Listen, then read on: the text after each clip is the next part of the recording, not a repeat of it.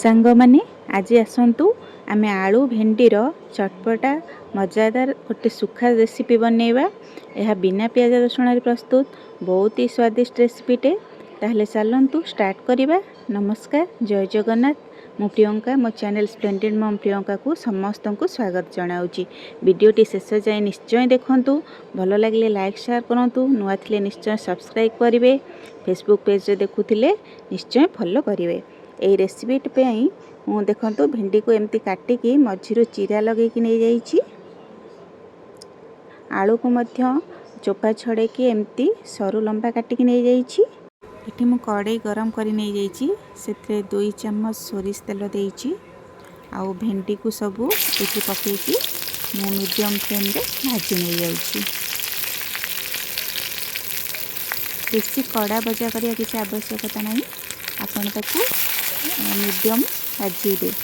तापर ये देखंतु आउ गोटे पैन ने 2 बड़ चम्मच बेसन नहीं से किसी नाली लंका गुंड पकेकी ताकू मध्य लो मीडियम फ्लेम रे भाजी नहीं जाउची। एटा हम लास्ट को यूज करिबा।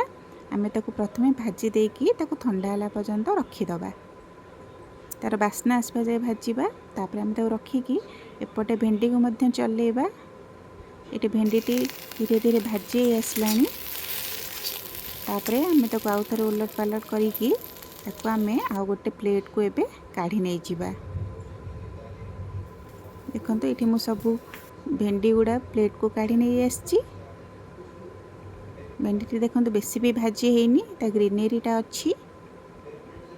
एठी पुणी थरे कड़ाई रे मु 2-3 चम्मच सोरिष तेल देइची। तापरे मु 2 चम्मच गोटा धनिया को एठी कुटी नहीं जाउची। तेल गरम होगा भितर आम धनिया को कुटिकी रखीदेवी कारण यहाँ मु तड़कारी यूज करी। देखो धनिया टी पूरा कुटी हो जाइए। तापरे तेलटी गरम हो जाइए।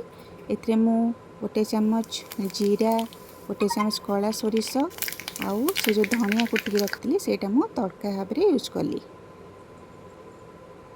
तापरे एथिरे मु कटा आलू को पकेदेली आउ ताकू भल भाव मिसई नहीं गली।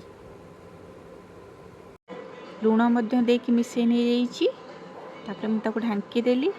किछ समय पर मु ताकू पुणी बाहर करिकी छोट कटा कंचा लंका अदा कोरा 1 चम्मच पकेकी पुणी भलसे सबको मिसई नहीं गली।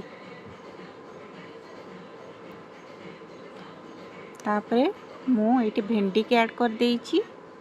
ताकू मध्य सब मिसई देली।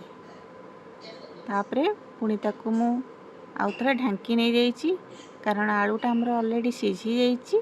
भेंडीटा भी सिझिया को बेसी समय लागबनी, तो अल्प समय मु ताको ढांकी देली। एटी हमर आलू भेंडी सब सिझिक रेडी। तापर मु एटी 1 चम्मच धनिया पाउडर देइछि, 1/2 चम्मच गरम मसला पाउडर देली। ताको मध्य भल भाव मिसई नहीं जाइछि। तापर आम एटी जो आगुर भाजी रखिले बेसन ताको एटी ऐड कर दबा। आउ तापर मु एटी फाळे लेंबूर रस मध्य ऐड करछि चटपटा बनाणिया पई। तापरे आमे से सब को भल भाव में मिसई दबा। भेंडी आलू सहित समस्त जिनस एठी पूरा मिसी जाइछि। आ हमर सुखा सब्जी रेडी हो जाइछि। एबे याकू रुटी किंबा भात डाली सहित खांतु, बहुत टेस्टी लागिबो। कमेंट रे जणांतु। जदि नुआ अछंती प्लीज चैनल को सब्सक्राइब करंतु, लाइक शेयर करंतु। Thank you.